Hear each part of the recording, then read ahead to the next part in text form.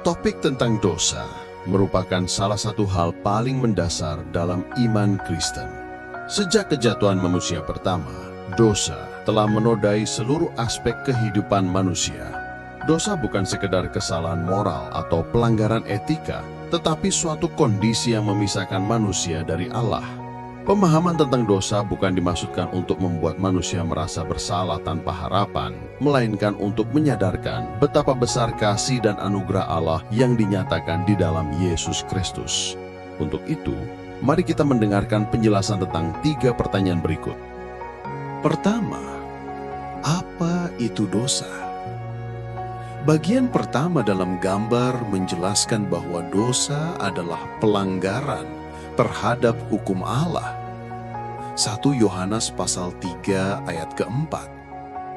Artinya, dosa bukan hanya tindakan salah terhadap sesama, tetapi pemberontakan terhadap otoritas Allah sendiri. Setiap kali manusia bertindak di luar kehendak Allah, ia sebenarnya sedang menolak kedaulatan Tuhan atas hidupnya. Dalam pandangan Alkitab, dosa bukan hanya berupa tindakan nyata seperti mencuri, berbohong, membunuh, atau berzina, tetapi juga sikap hati dan pikiran yang tidak taat kepada Allah. Ketika manusia hidup dengan ego, kesombongan, iri hati, atau kebencian, ia sedang melakukan dosa. Dosa juga dapat muncul dalam bentuk kelalaian, ketika seseorang tahu apa yang baik, tetapi tidak melakukannya. Yakobus pasal 4 ayat ke-17. Dosa dimulai sejak kejatuhan manusia pertama, Adam dan Hawa, di Taman Eden.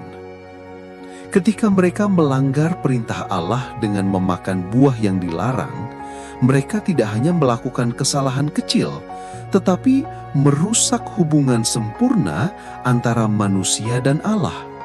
Sejak saat itu, sifat dosa melekat dalam setiap manusia. Semua orang dilahirkan dalam kondisi berdosa dan cenderung untuk melawan Allah. Kedua, apa konsekuensi dari dosa? Gambar dalam bagian ini menunjukkan manusia yang melanggar hukum Tuhan, menggambarkan betapa dosa memisahkan manusia dari kasih dan kekudusan Allah. Sementara hati yang utuh melambangkan hubungan yang baik dengan Allah, hati yang retak menggambarkan kerusakan akibat dosa. Hubungan itu terputus, cinta menjadi rusak, dan kedamaian lenyap. Roma pasal yang ke-6 ayat 23 menegaskan, sebab upah dosa ialah maut, tetapi karunia Allah ialah hidup yang kekal dalam Kristus Yesus, Tuhan kita. Ayat ini menunjukkan 2 sisi yang sangat kontras, akibat dosa dan anugerah keselamatan. Konsekuensi utama dosa adalah maut. Dalam konteks Alkitab, maut tidak hanya berarti kematian jasmani, tetapi juga kematian rohani, yakni pemisahan manusia dari Allah. Dosa membuat manusia kehilangan hadirat Allah dan hidup dalam kegelapan rohani. Karena Allah itu kudus dan adil, Ia tidak dapat membiarkan dosa tanpa hukuman. Amsal pasal yang ke-14 ayat 12 juga memperingatkan bahwa ada jalan yang disangka orang lurus, tetapi ujungnya menuju maut. Banyak orang berpikir bahwa mereka hidup benar berdasarkan standar dunia, bekerja keras, bersikap baik, dan membantu orang lain. Namun tanpa Kristus, semua itu tidak mampu menyelamatkan manusia dari maut rohani. Manusia bisa saja menganggap dirinya cukup baik, tetapi kebenaran manusia tidak dapat menggantikan kebenaran Allah. Dalam gambar tersebut, terdapat ilustrasi berbagai aspek kehidupan manusia, seperti bekerja, berkeluarga, berinteraksi dengan sesama, yang menunjukkan bahwa dosa merasuki seluruh aspek hidup manusia. Tidak ada bagian hidup yang benar-benar bersih dari pengaruh dosa. Dosa menimbulkan kerusakan dalam relasi manusia dengan Allah, dengan sesama, bahkan dengan dirinya sendiri. Akibat dosa, manusia mengalami kegelisahan, ketakutan, dan penderitaan yang mendalam.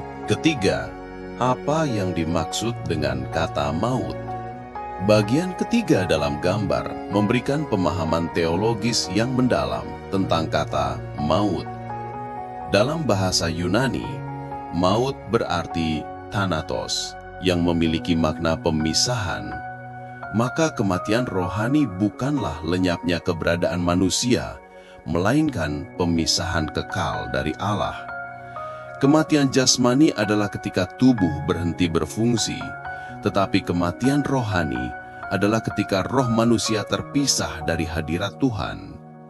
Dosa menyebabkan roh manusia mati secara rohani karena kehilangan persekutuan dengan Allah. Seperti yang dikatakan dalam Roma pasal 3 ayat 23, karena semua orang telah berbuat dosa dan telah kehilangan kemuliaan Allah. Kehilangan kemuliaan Allah berarti kehilangan tujuan sejati hidup manusia. Manusia diciptakan untuk memuliakan Allah dan menikmati hubungan yang intim dengannya. Namun dosa membuat manusia hidup jauh dari tujuan itu. Ia berusaha mencari makna hidup melalui hal-hal duniawi seperti harta, kekuasaan, dan kesenangan, tetapi semua itu tidak pernah memuaskan karena roh di dalam dirinya telah mati secara rohani. Gambar ini juga menunjukkan bahwa kematian rohani adalah kondisi di mana manusia hidup tanpa arah, tanpa pengharapan sejati. Ia mungkin tampak hidup secara fisik, tetapi secara rohani ia mati karena terputus dari sumber kehidupan sejati, yaitu Allah. Namun sekali lagi, Alkitab menunjukkan bahwa di tengah situasi yang tampaknya tanpa harapan, Allah menyediakan jalan keluar. Melalui Yesus Kristus, manusia dapat dipulihkan dan menerima kehidupan baru. Yesus berkata, "Akulah kebangkitan dan hidup.